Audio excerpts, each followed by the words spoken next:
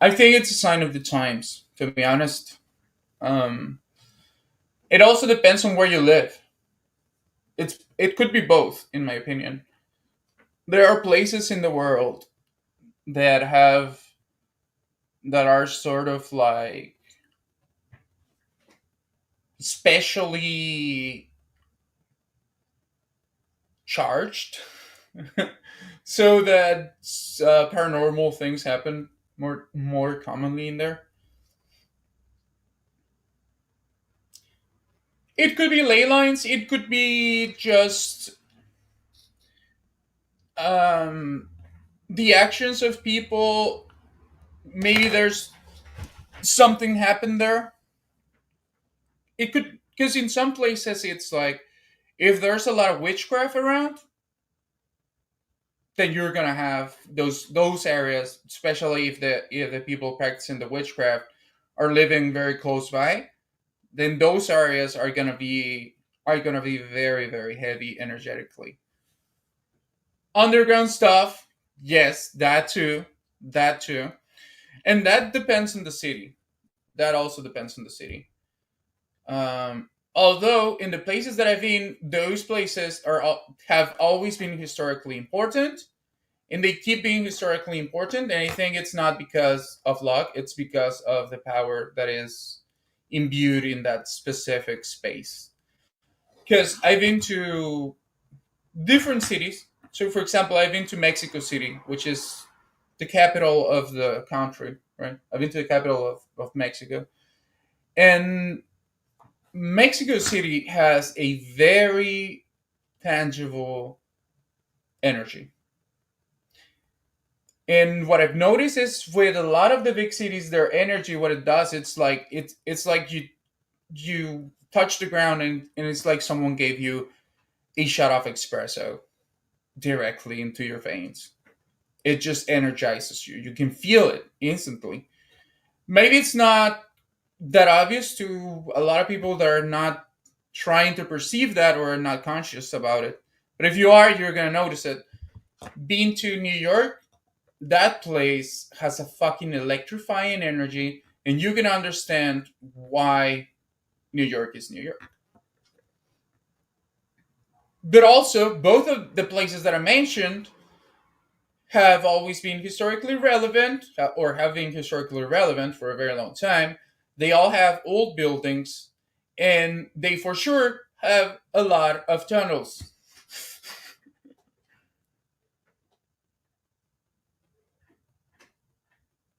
Yeah.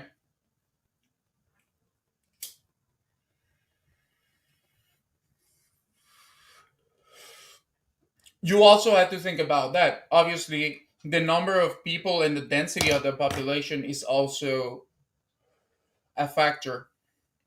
But those places have that density because of the places that they are. Yeah, dude, you shouldn't be touching a lot of things. To be honest, I'm always careful of what I touch, especially when I go to old sites. I only touch the things that feel okay to touch. but but churches, especially old churches, I wouldn't be touching anything really. Like I walk in there because I want to see what's up. The only old churches that I've been to have been in Philadelphia and some in St. Paul, Minnesota. In those places, especially the ones in St. Paul, dude, hypothesis time, I think the churches are just specks of the actual city that existed there in the past. Like they left some of the walls standing and then like built a roof over it, because you can see the quality is way different. It's lower in the newer stuff. And there's like three levels of quality, of like building quality in the church that I went to in there, and it's one of the big ones. You have the original quality. It's perfect. It's fucking. It's like wow, master craftsman SS rank. Okay, then you have the second layer. You can see how it's been like chiseled. Like some of the words have been changed. How they like removed some of the artifacts to erase the history and to erase what information they had on those walls. The people that they had there, they were defaced. And you can see that because it doesn't match, the overlay doesn't match what is what is below that. And then you have the third layer, which is the newest one, and that looks like shit. And that's the ceiling of that church. The inside walls look more like outer walls. And then looking around the city, I could see maybe that being a fucking city is so amazing. If you look in some places, they have built over like 5 eras of ruins. I've seen those, especially in Europe. You guys are very lucky, I think. You have some of the coolest shit and some of the most up. It's like it's so amazing. There's this one cathedral in, I think it's Milan or something. It's definitely in Spain. That is just like breathtaking. Literally, it's like you cannot stop seeing it, and you realize just what a great effect architecture, the design of the cities that we live in can have in the mind of the people. It's literally you can make people hopeful with good architecture. Underground cave systems are actual cities. Yes, that too. Breaks my heart to destroy anything, but like in Iraq, they were destroying ruins. Yes, every war is a way to justify the destruction of human history and the disappearance of the old world. Any war, you just look at it from that perspective when you see the bombings of Dresden and other cities. Like right now, the Ukraine war, dude, that's Ukraine has one of the most beautiful cities. Also, some of the cities with the oldest architecture, beautiful, just beautiful things, been standing there for 1,000 years, and now it's all on the verge of getting fucked up because of some fucking war. Think about it, and then you also have to think about it. Imagine the human trafficking that can take place during a war. If you're a fucking vampire, if you're a fucking psychopath killer that enjoys wanton destruction, you want to be in a war.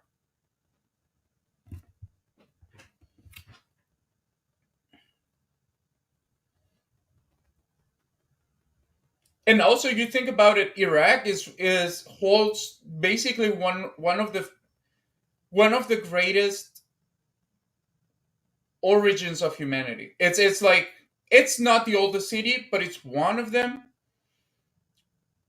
and it's definitely one of the cradles of humanity. That is what I wanted to say. That's why they had to build something like the pyramids. Now think about it. The fact that we still have a lot of ruins around the world, even though they've been through floods and fires and wars and people directly trying to destroy them, they're still standing. Just think about the quality. Now, I don't know if you guys know this. I'm gonna show it to you, so you are aware that we are fighting an ancient war. Okay. Like that.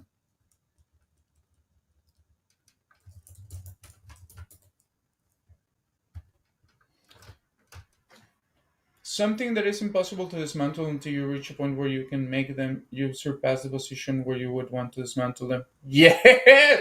Wow, what a great way to put it, Bindemi. Really, what a great way to word it. What a, wow. Something that is impossible to dismantle until you reach a point where you can make them. You've surpassed the position where you would want to dismantle them.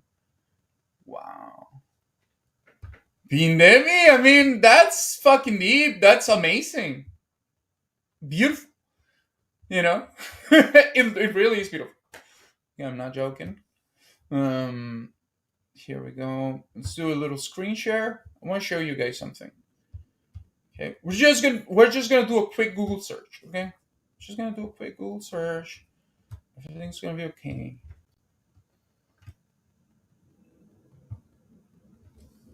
There we go. Okay, I think it's.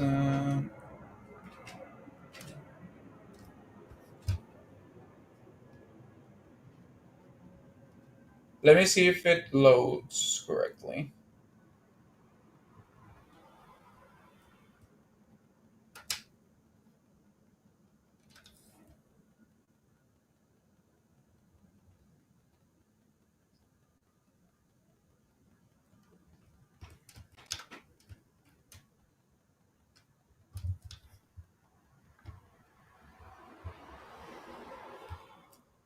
Okay, I think it's already loading, but I'm not sure. Can you let me know if you can see the thing that I'm? Nah, yeah, it is. It's there. Okay, here we go. Okay, this one, let's close it.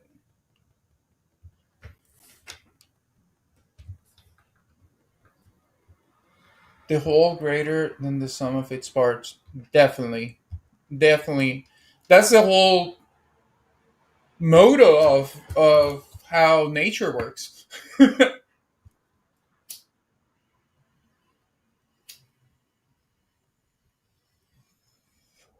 Literally everything that happens within nature feeds into the cycle that keeps it regenerating itself. It's like an infinite drive that is fueled by smaller cycles of mortality.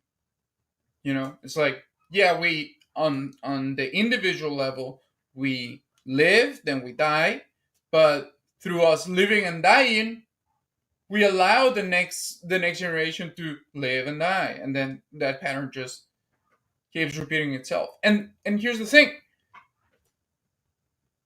look at how bacteria and plants work. It's like literally plants and bacteria, they make inert soil into material that can then be processed by a plant into something that becomes edible and sustaining. It's amazing.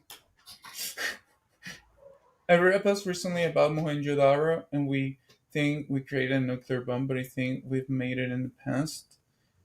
Yes. Yeah. We only live very little, really. And very little of that time are we actually able to do things at our full potential. It's a very small window. So it really is about setting it up. It's about like you do your play, but you're also setting up the next play for the guy that's coming up behind you. That's how it should be. It's a good feedback loop.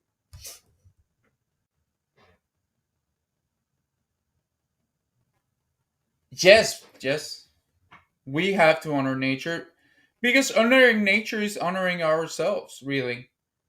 It's the same thing. It's like, and not to like diminish it, there is a spiritual component to it, to understanding that we are all part of that one big cycle, and us doing things. Because here's the thing, and this is why I always like very um surely I affirm that we do not have an issue with overpopulation. There is no issue with food production. It's just mismanagement, and it's because I do this.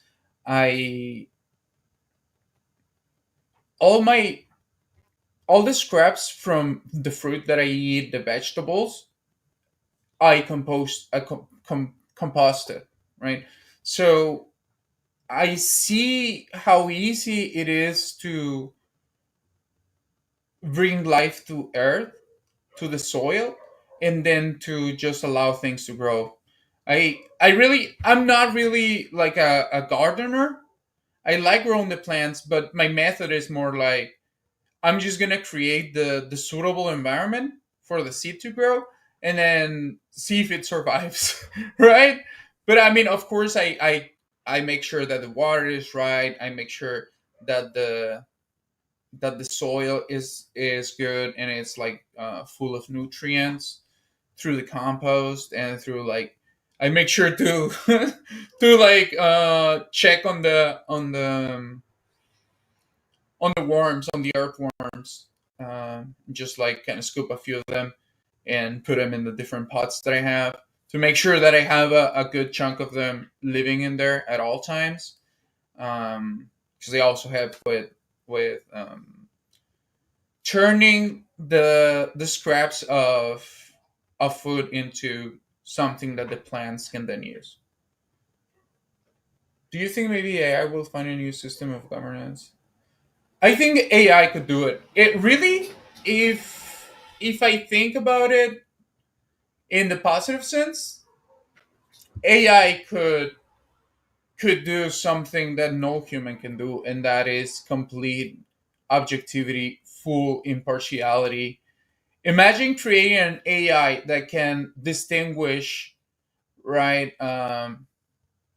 when people are committing criminal acts. So with this AI, it would be a closed AI, and what it would do is it would be connected to all cameras in the world, right, and all of the devices, everything. The AI is connected to everything, and it's constantly monitoring to see if there is any crimes or any accidents that are happening, things that are being committed.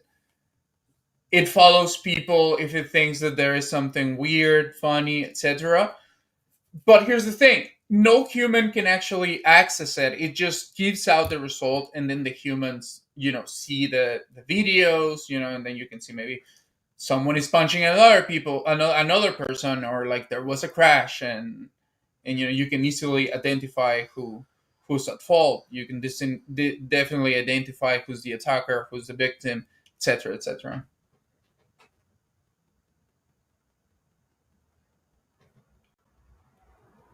Do you think maybe it's probably working very closely with what it means to be happy? Why do you think that? Could you please expand on that a little bit?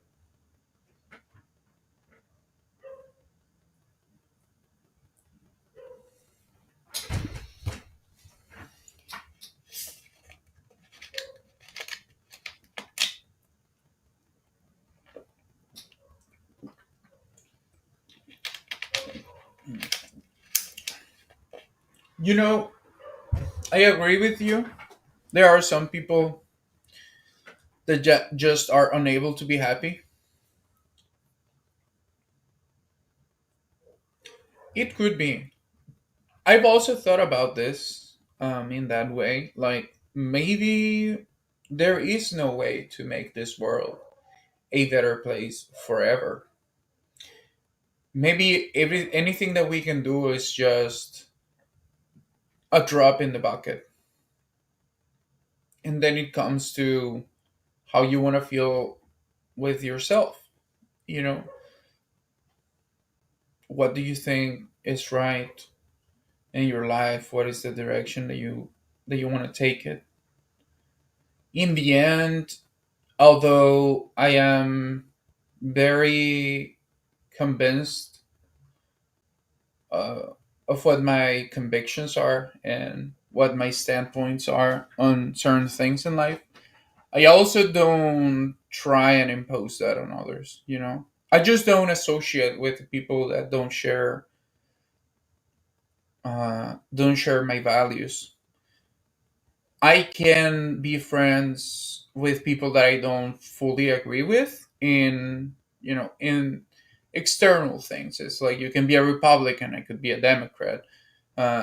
You can be a Jew, and I can be a Muslim or a Catholic. Um, I can be white, you can be black, Chinese, whatever. I don't care. Real, I don't. don't care about any of those things. I care about whether people are loyal. Are you actually a good-hearted person? Are you well-intentioned? Um, what's in your heart? What's your day-to-day life? What do you want to achieve? What are your dreams? What are your aspirations? What's your ideal?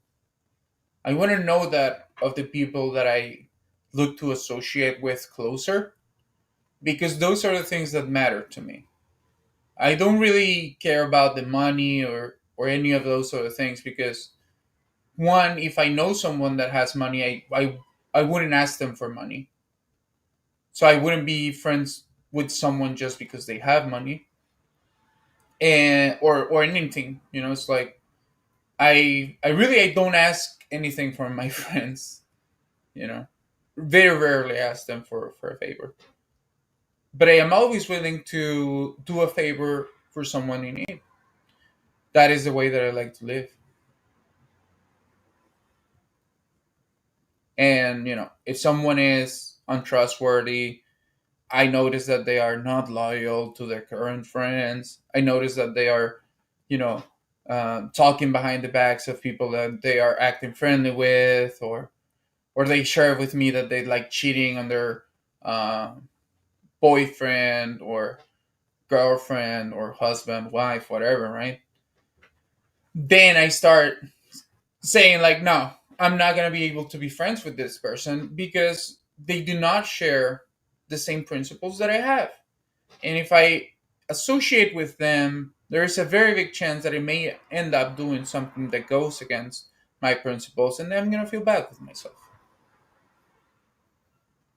So it's more about it's a balancing act between noticing what is reality, realizing what your ideal is, then seeing where you are, and then the big thing, believing that you are enough to realize that crazy potential that you can imagine that you have. you know is it worth it, or would I just give up and die and accept that I will live like a slave all of my life? Or am I willing to say, well, this is bad enough, and really I have no willingness and no ability to kneel myself or bow myself in front of anyone that doesn't deserve it. you know I mean, for sure I will humble myself if I do something wrong, and if the person in front of me is worth the like the action of reverence. My abuela, for example, my mom, I can do that for them. One of my little nephews, I can do that for them. I don't mind it. But I won't do it for a big fat guy that just has a big fat wallet, right? It's like, right, like that doesn't give you the right to order me. That doesn't give you the right to like see me down. I'm still a human, right? That's my way of living, and I'd rather choose death than compliance. That's how I think. I like being free. And because I've chosen freedom, I've not been very successful in life, actually. I've lost out on many opportunities or things that presented to me because I chose not to take them because they were not in accordance to me. You know, and while those things are gone over time, what I've noticed is that the thing that keeps me different from everyone else is that I did not compromise myself, and I retain my ability to be happy and to be content and to be curious and to be moved by my own will.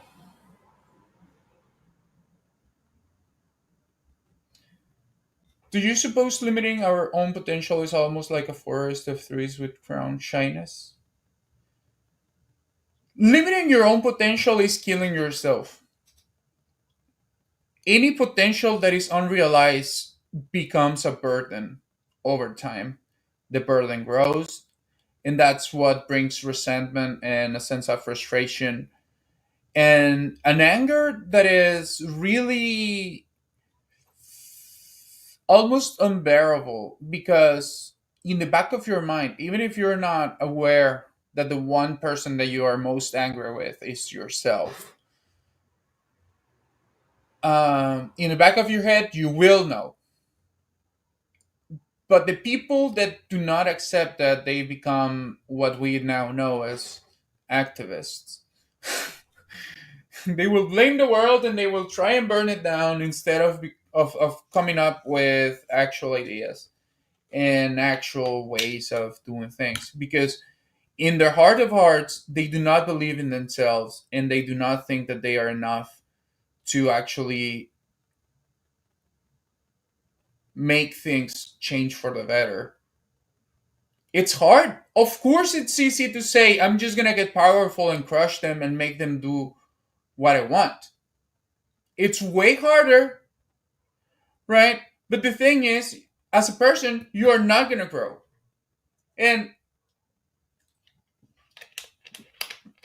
eventually you push down on others too much, and there's gonna be someone that's gonna say, I don't fucking care. Fuck you. And then you're gonna get all of that pent up energy back in your face. You really don't want that. If you really want things to get better, you even understand that you don't want to hold any power over anybody. Just want them to realize the common sense of things and how we can all be just like dudes, we can all be living better lives. We can all be way more peaceful. We can all have mental stability, love, acceptance, a sense of purpose, of community. And we would all be definitely better off than we are now. And all we need to do is play respectfully with each other, interact respectfully, find the common grounds, work on those common grounds so that we can start developing relationships that are based on positive actions and the feedback loop. And the result that you get from doing something that is objectively and undoubtedly good. If you've ever done a good deed out of the kindness of your heart, in all honesty, not expecting anything in return, you just want to help that one animal, that plant, that person, that old lady, whoever you helped, you know that there is a very specific feeling you get when you do something good. And the way to bring more people to the side of positive action and construction instead of destruction and creation instead of consumption is through action, is through developing ways to guide their actions, even if subconsciously, even if using an enticing method. You lead them in a way that they experience that. You do not tell them. You just put them in the place, you just make them do the action, they experience it, and experience is what surely changes you. You then do not need to be told. You experienced it, and the things that I'm talking about are so fundamental to the core of the human experience that they are unavoidable. It's not about whether the method whether the action will bring the expected result. It will. It's the way things are. Think about it. If it wasn't that way, then why would we have a system that encourages you to do all the things that get you away from feeling good? Think about it. Really think about it. I mean, look, governments, they want to say that they do things for you to keep you healthy, but they allow you to give your children sugar in great quantities. And we all know what sugar does, right? I mean, that's not hard to remember. Right? It's like, oh no, you can't smoke, but here, have all the sugar you want. But by what standard I'm unsuccessful? I'm unsuccessful by the standard of not having money, or um,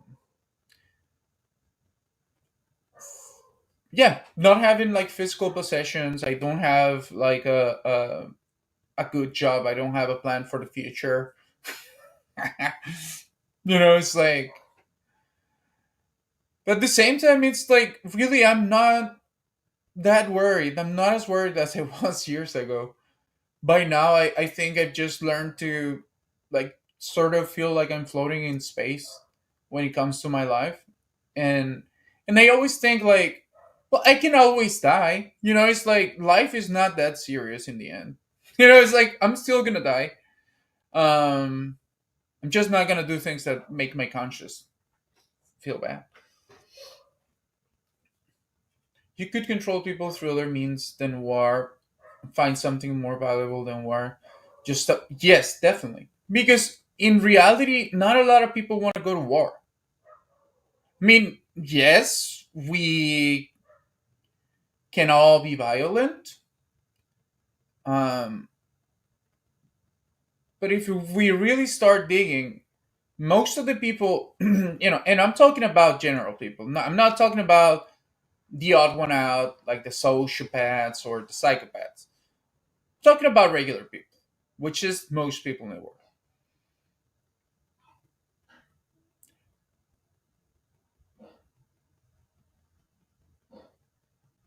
Usually, people that hurt other people, bullies and all that, they have a shitty life, where the child is probably also getting bullied, abused in some way.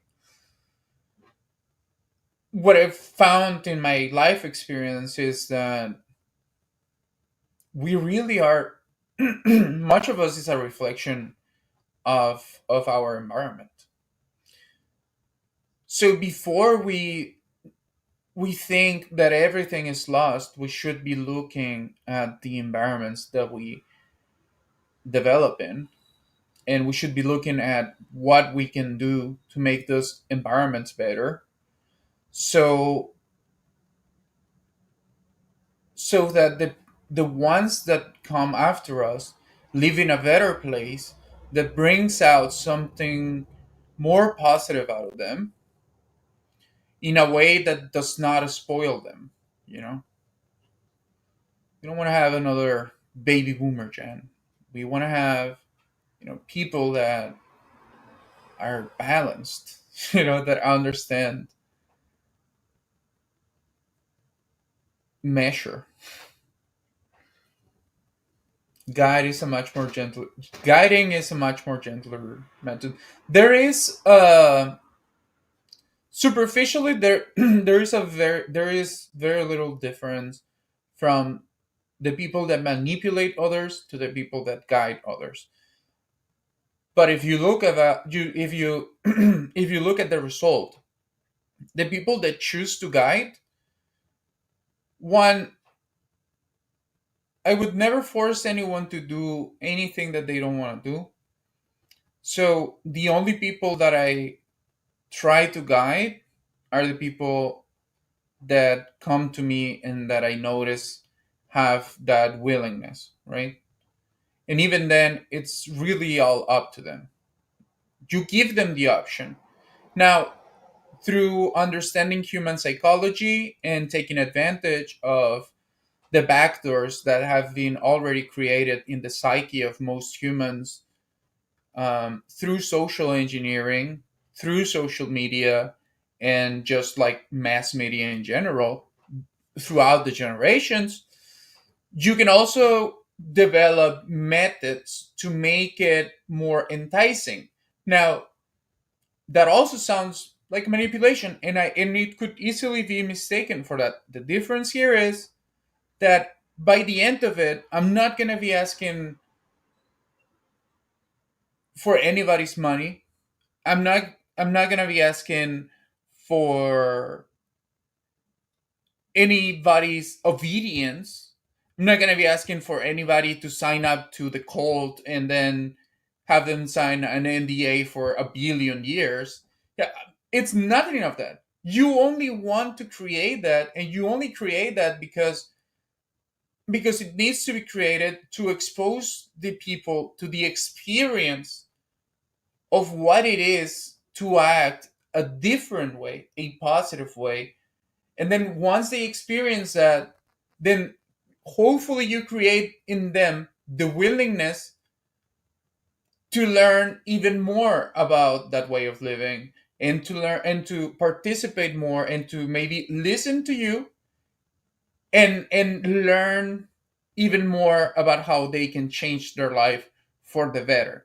But you're always working directly with the communities in a way that you are not really giving them anything for free.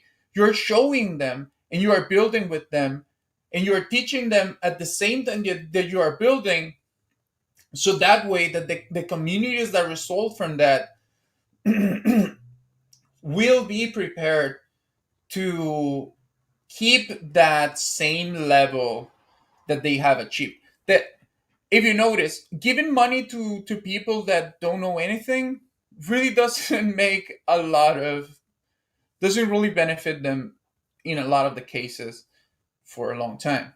The better way is to teach people, and to have them, and to allow them to have the experiences necessary so that their perception of life changes for the better. And then you have to trust those people to put those lessons into use. People will find a way. They're building on history, or building history. I know how limiting and even dangerous that situation is.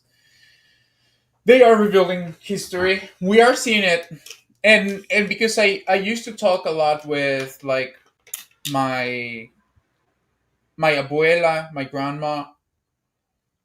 Hmm. I used to talk about.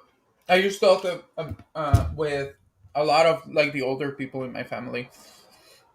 So I always found that interesting, how different their point of view about things like the Second World War, who Hitler was, who the Germans were, what their what they were known for.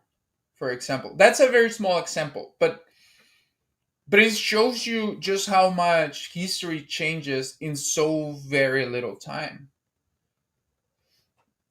Because for my grandmother, Germans were known for their great engineering, their great philosophers, and, like, way of thinking. It's like they were basically, like, top of the crop. It's like, yeah, those fucking guys are geniuses. That is the idea that my grandmother had of the Germans.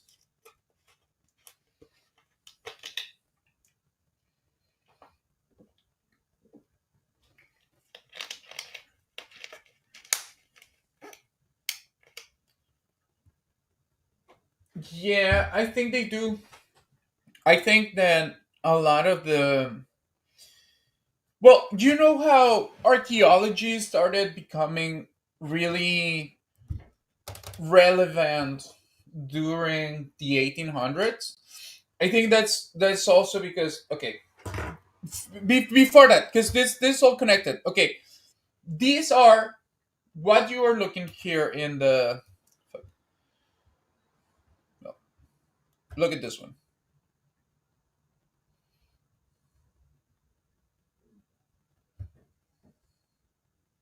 I think they understand that the planet goes through, like, a cyclical destruction, and they've been preparing for that. Of course, we don't get told, because we need to work for so that they are prepared.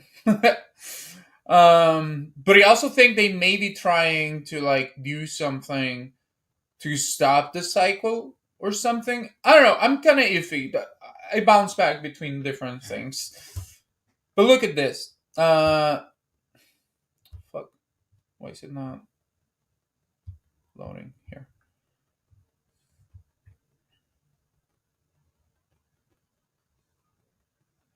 That too. I've also thought about that. Maybe the people in power are just making really hard decisions, and they're gonna have to choose, right? Like maybe only a few of us get to go on the arcs, and only the best of the best can get in there.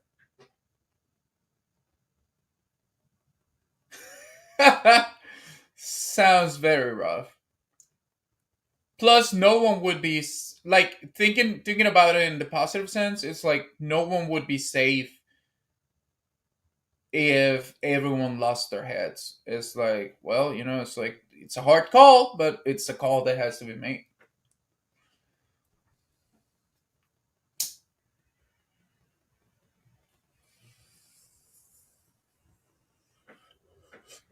No, look at this. This is from 2018, so it's not AI. Look, so here's the thing.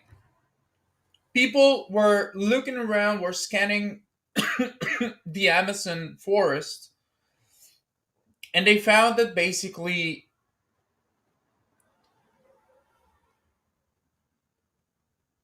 all the way, like all the Amazon rainforest, filled with cities, pyramids, like the ones in Mexico and Guatemala, in Peru, etc. So basically, if you think about it, you have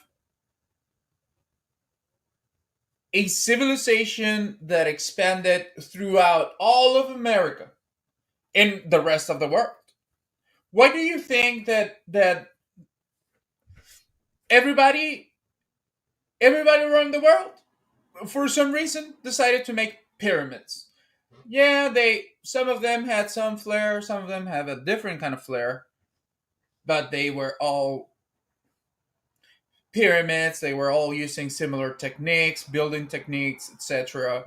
It's more like you have a basic template that then gets adapted to the specific nature of the culture of that area.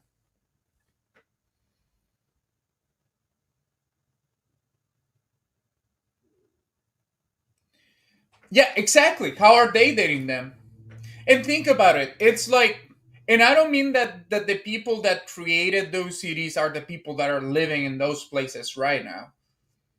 It's just that the whole world is filled with pyramids. Now, this is one, right? This is one thing that's happening. What's up, Jarrett? How are you doing?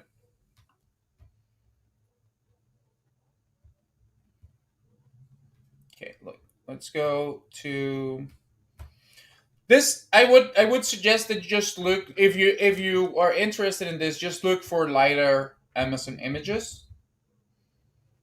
No, no, no.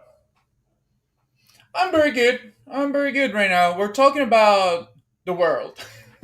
So feel free to like join. You can always like ask questions. If you wanna like go deep into one specific topic, just write it out in the chat, and I'm happy. I'm happy to just be chatting. I was talking about the world.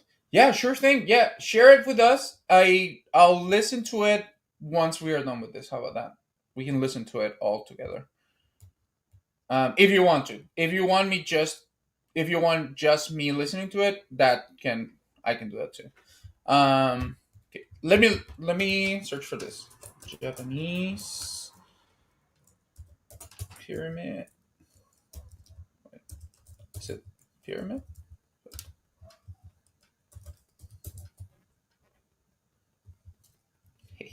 Underwater.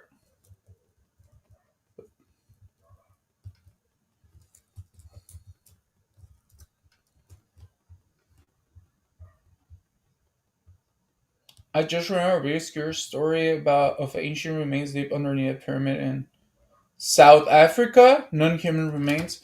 Yeah, I think South Africa has an interesting. Look at this.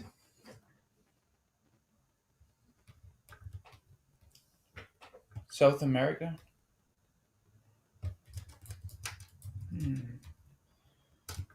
Where was it? Ecuador.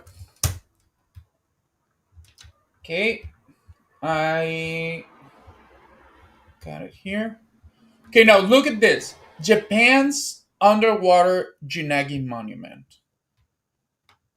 Look, they also made a pyramid. Look, this pyramid looks very much like the ones in South America.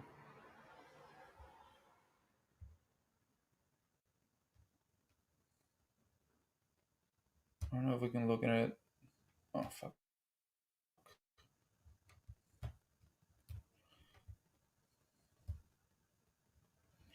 I would suggest that you look for this too. Like I'm just doing quickly showing you guys this so you get an idea of what I'm talking about. No.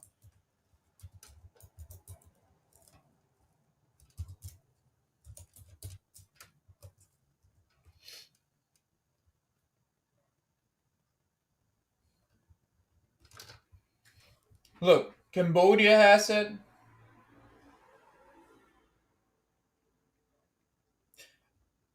Yeah, look at this. It's called Ancient Cities as Computers.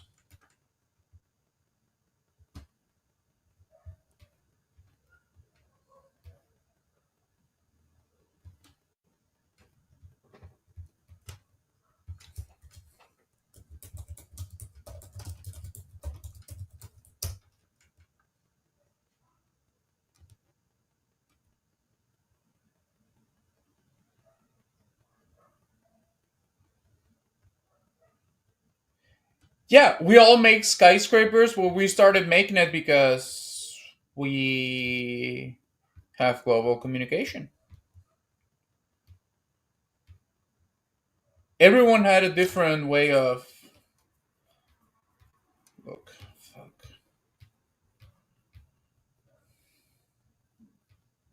Look, this is a Mexican pyramid, by the way. Look how similar it is to the ones in Cambodia, or even the one in Japan.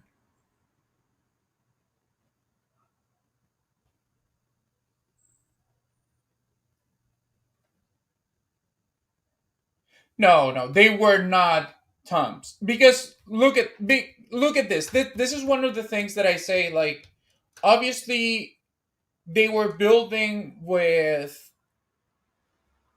the intent of actually having a self-sustainable population.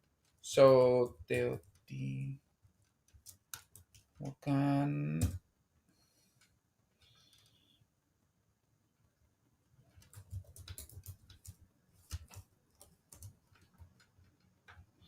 Look, so the people in the ancient city of Teotihuacan in Mexico, they used to literally do aquaponics. They literally did aquaponics. They constructed their city over a lake, and in some parts of it, they were growing their food in like they built like rafts with dirt, and then they would plant different types of vegetables that would aid each other so that they would grow better. It's like this is how you build a city when you want to ensure that your population has a clean access to clean potable water, access to food, protein because you are also growing the fish inside the lake, and then you also have vegetables, my bitch. Exactly. Exactly. And it's a closed loop system that is self-sustaining, and it's a scalable. The more that you the more time that it passes, the better that it keeps itself balanced.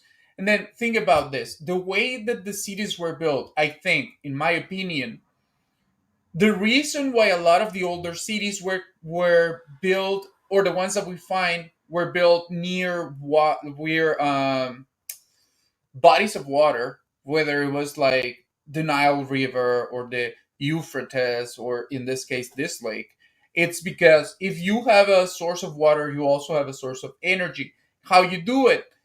If you build your if you build your city the way that they built them, you could be moving the water throughout the city just using gravity and the basic principles of hydrodynamics, and you could have moving water throughout all of the city, and then you can be generating power, electrical power even, freely. I mean, it's very basic technology.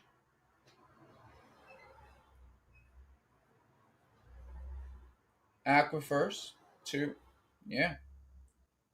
Venice uses rainwater. Venice is old school. Venice is probably part, like one of the little parts that was left of the old one. Apples and cheese. Never heard of that. But I'm guessing you're in the UK, right, Vindemi?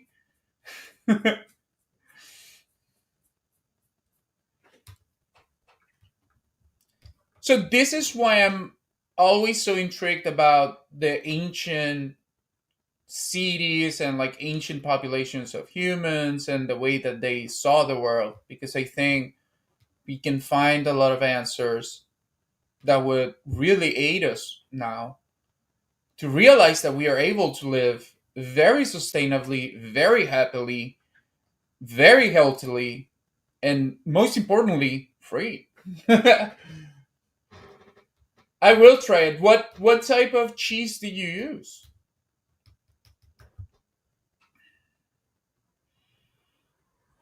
I want to show you one more. Ooh,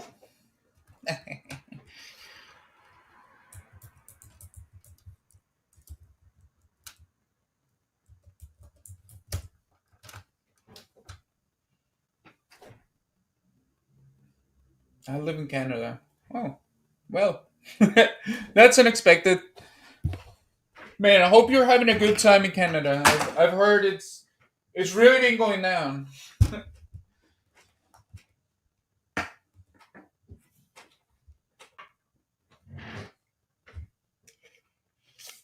Do you mix it with some like maple syrup or something? And not just because you're a Canadian. Well, I did think of it because you're a Canadian, but I also think it could actually be tasty.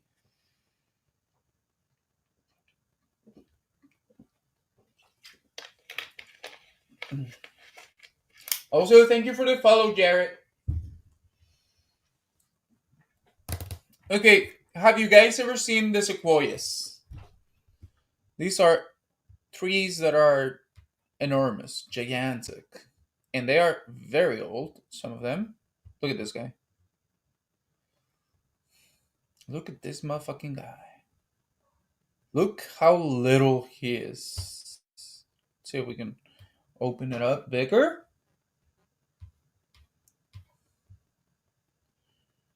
Yeah, whatever, dude. Look at the size of that tree.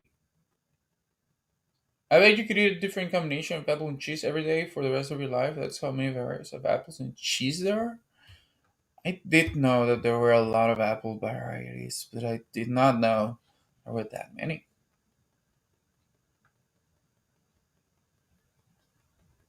It is a beautiful thing to think about. And I enjoy thinking about it. I like that. I do enjoy thinking about it too. I really do. It's maybe it's the reason why I'm the way I am. But whatever it is, I like it. And well, here's the thing. Look at this giant tree, okay? Now this one's in Spanish. I can still translate, okay? Just want to see if we can get some of the good size of that guy. If we can get some dating. right? Okay. There was a lot of these. The bigger ones got chopped down.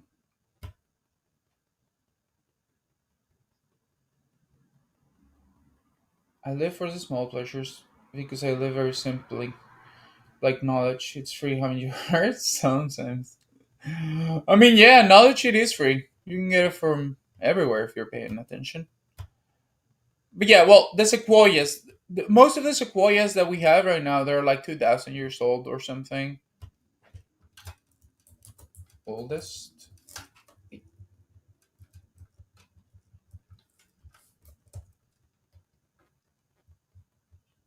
Let me see what the oldest one is. 3,266 years old. That is the oldest one. The oldest one that they are saying that there is there. Now I want to show you where the sequoias are in the map. Okay, Sequoias National Park. I want to show you.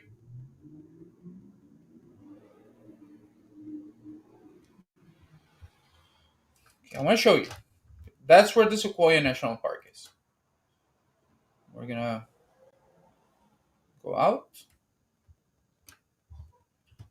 There we go. Okay, look, in the middle of California. Here's the thing. I think this whole thing, least from here, but I think it started over here too. Imagine all of this whole area goes all the way over here. This whole area, especially this area here. hmm there's a little geographical accident happening over here, but this area here, the both Californias, in my opinion, both of them were filled to the brim with giant sequoia trees.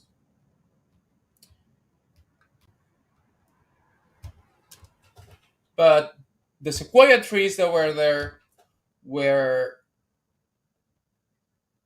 several times bigger than the ones that we currently have right now. Think about it.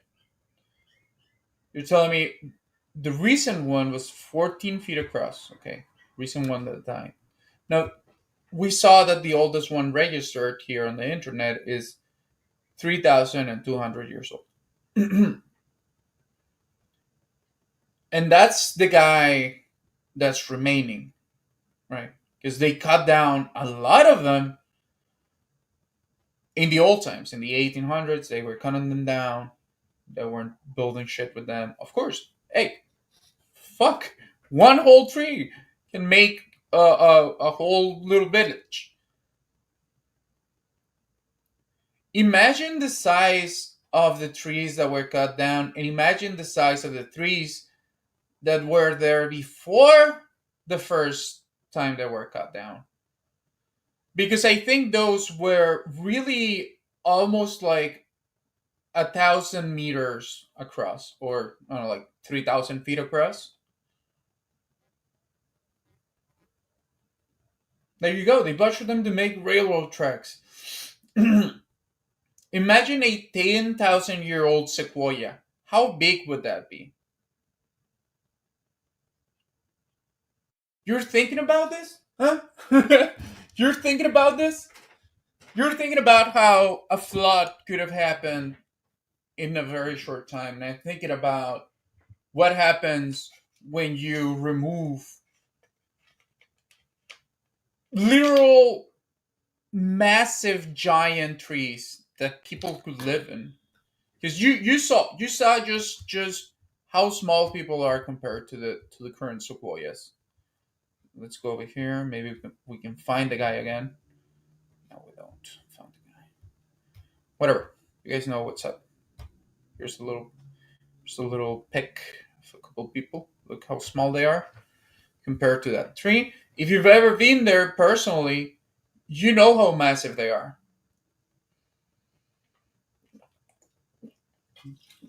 A 10,000-year-old tree of those, you could probably like have free housing in there for several families.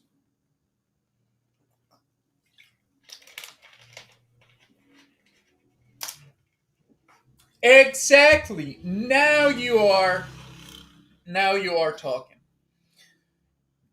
Imagine if some of the old buildings were built with the wood of those trees that were so massive. Imagine how different the composition of the wood would be for a being that's been gathering resources for literal thousands of years. And me saying 10,000 years old, I think that's small. I'm thinking some trees were as old as Earth, you know? Exactly. And I think some of them turned into rock because of sedimentation and all that. And that's how you get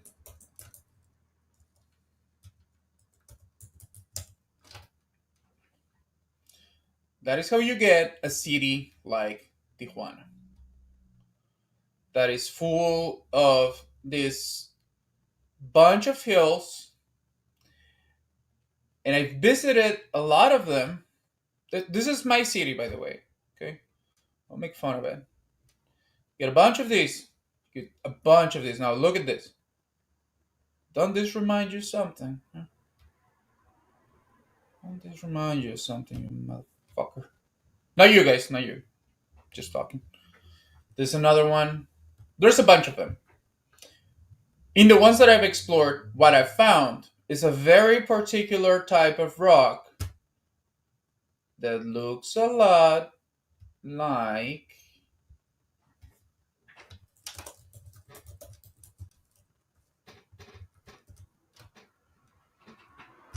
petrified wood.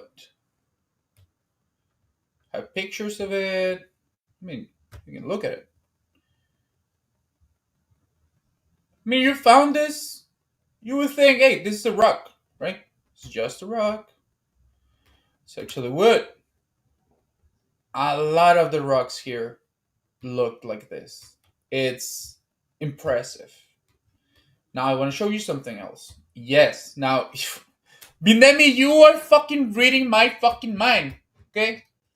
I want to show you something. Okay? I'm joking. Okay? I'm joking. I'm playing it up.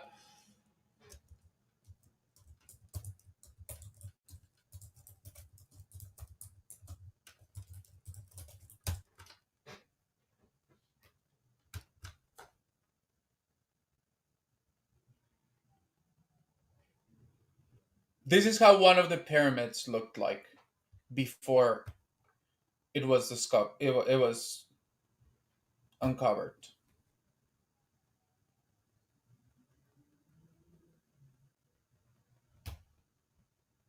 This is another one. This is another one. And when you look at other places, look at this place.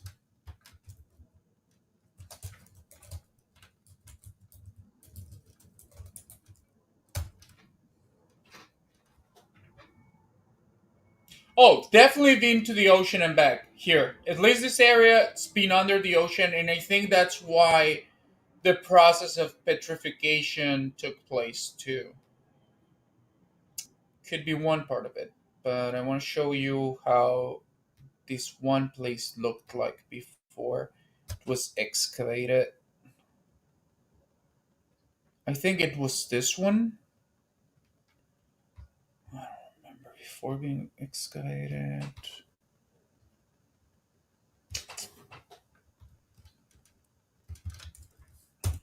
Maybe I should remember the classic. Here it is. Exactly, exactly.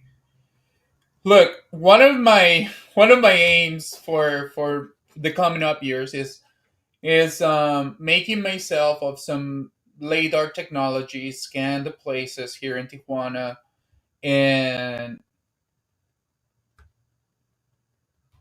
look at this.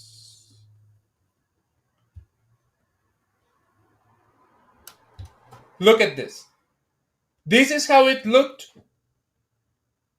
Now, here in Tijuana, they would look at a place like that, and they would just bring in a bunch of bulldozers, remove everything, like make it flat, and then start building like a factory or some houses, some shitty houses.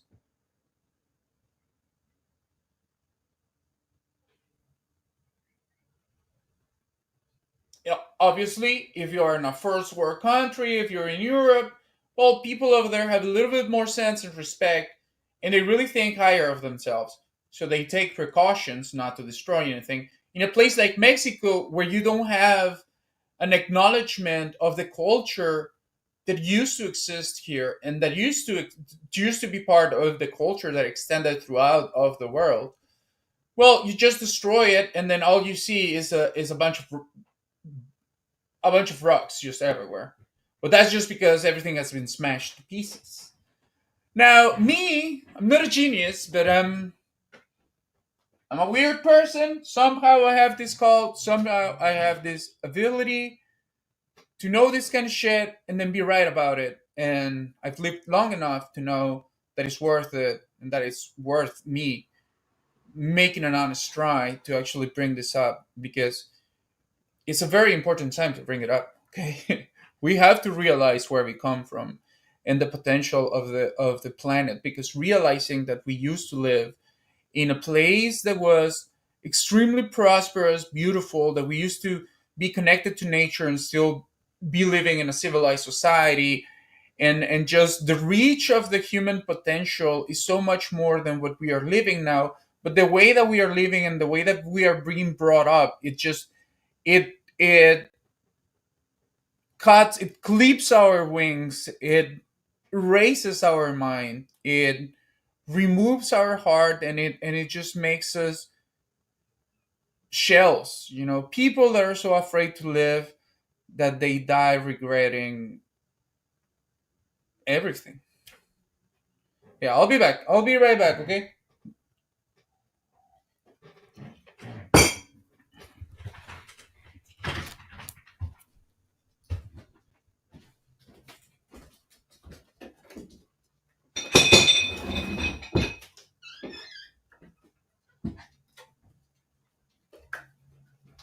A ver, ¿el phishing quiere entrar o qué? A ver.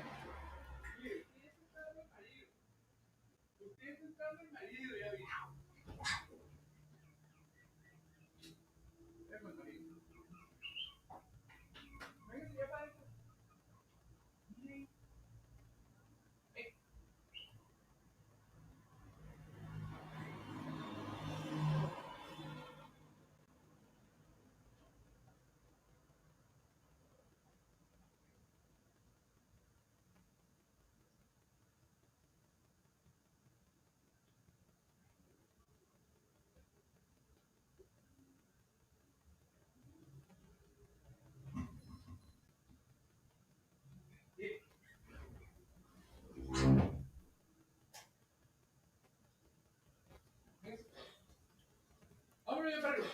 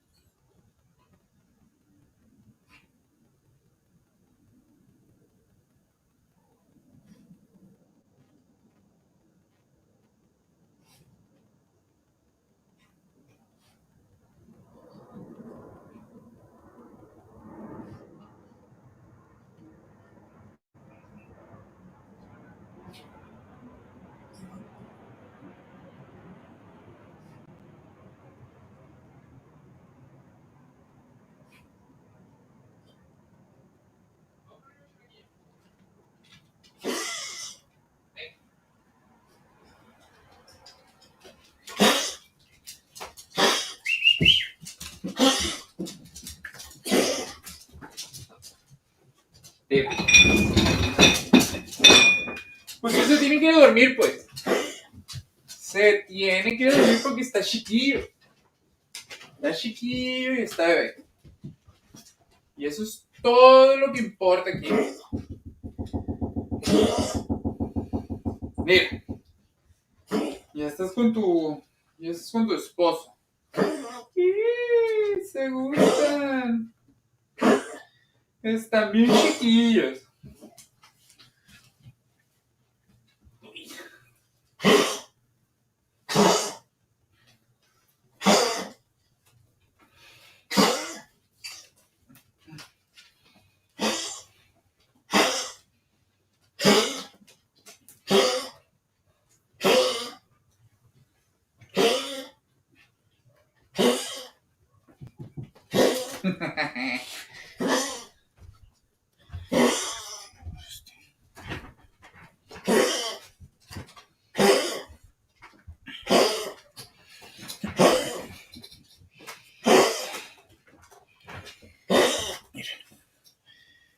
Mira, pues, ya, quédese aquí. Okay. Well, that is gonna be probably. Let me just show you this one last thing. Starford map.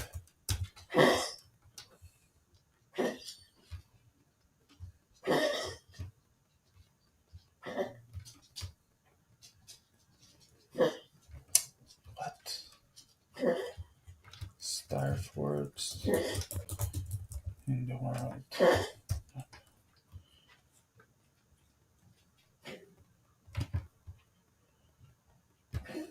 I have hope.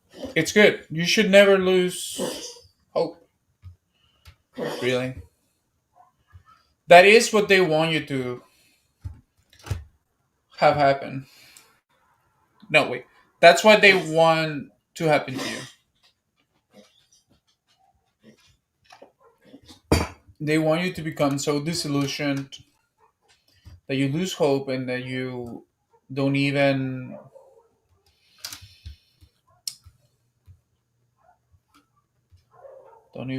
defend yourself. You know? It's just allowing them to win, giving them the win. Just very strategic in the way. Start for around the world. Don't tell me that they.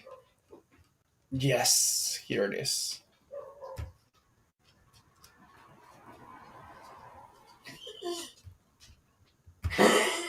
Look at this. Last thing to show you. There's a thing that some people have called star forts, and there are star forts all across the world. Now, this map has a lot of them registered to it, and you can see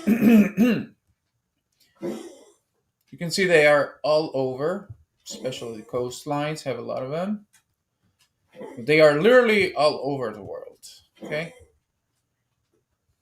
look at this. Look how crowded it is in Europe. But they're literally everywhere, right? How do they look? Let me show you one. Let's see. Oh, look, Canada. Pandemia. Let's look at the ones in Canada. Let's see if this takes us there. No, this is a star fort. These are buildings. Some of them have been renamed as like bunkers or like military stations, but people think that they are structures left from the old world. They're all noted as being built in the 1700s or the 1800s. Most of them.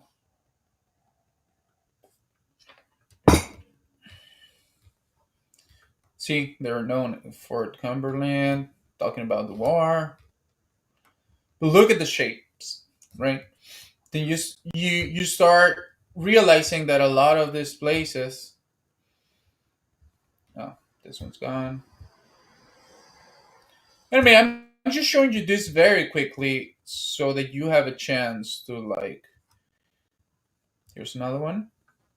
You can see here the original map of the construction. I'm just showing you like the rabbit hole that you can go down. And then hopefully if you're interested enough, you'll follow it.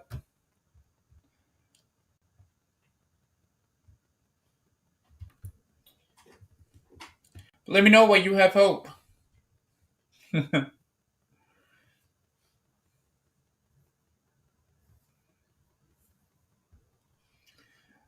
Even if I don't know the answer to any of the things that I presented, I still think that looking into them is way better than just taking the original explanation as the truth.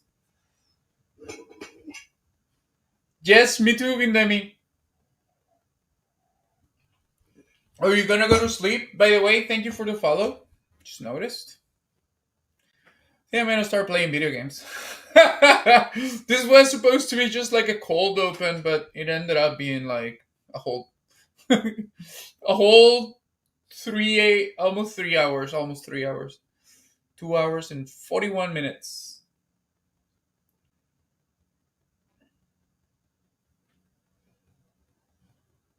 Oh, sleep is very far off? Do you wanna play? Do you play video games, by the way?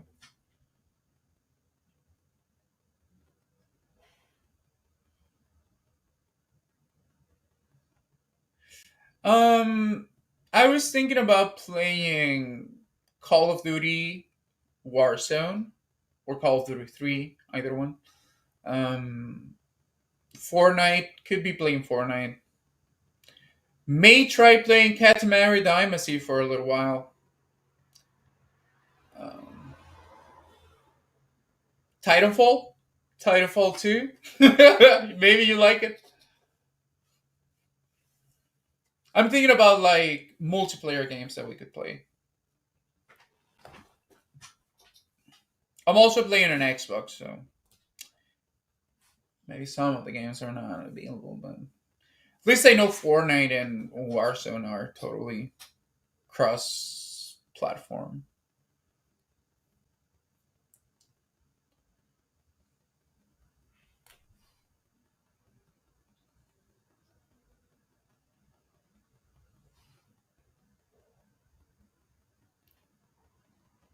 Oh, it's super easy. Just depends on the game that we are playing, and like if you're playing on Windows, on like the Windows version of the game, and you're using your gamer tag, I can just look you up using your gamer tag. Um, if you're playing like an Activision game, I can just find you through your Activision handle within the game. Um, and Fortnite is the same, just with your Epic. Yeah, let's try it with Fortnite. Come on, there's nothing to lose, right? And I'd be happy. I'd really be happy. I haven't played Fortnite in a little bit. Should just be epic. Nice. Okay, let me go. Let me open Fortnite then.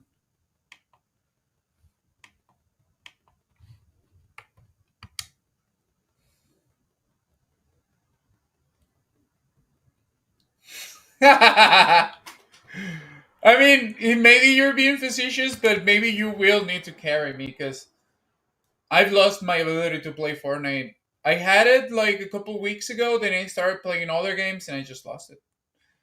If you insist. Yes, I insist. I insist. By the way, did you see that they added the Incredibles and everyone's going crazy about you know who?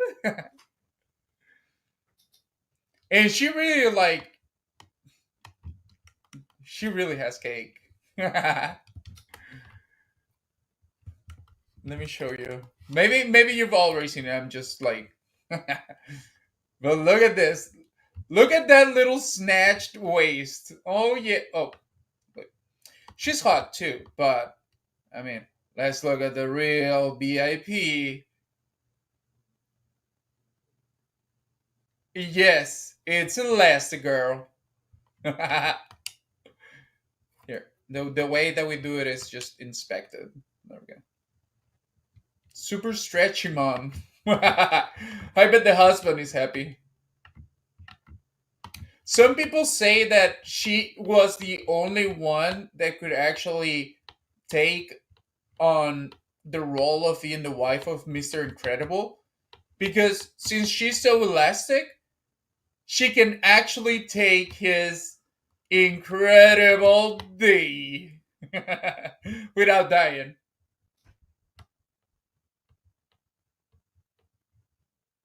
They do need something from Monster saying, wow, Bindemi, I don't know, like, I think you're sort of going back to that. They do. They do need it. I would love to play as Sully, or even my ethnic name.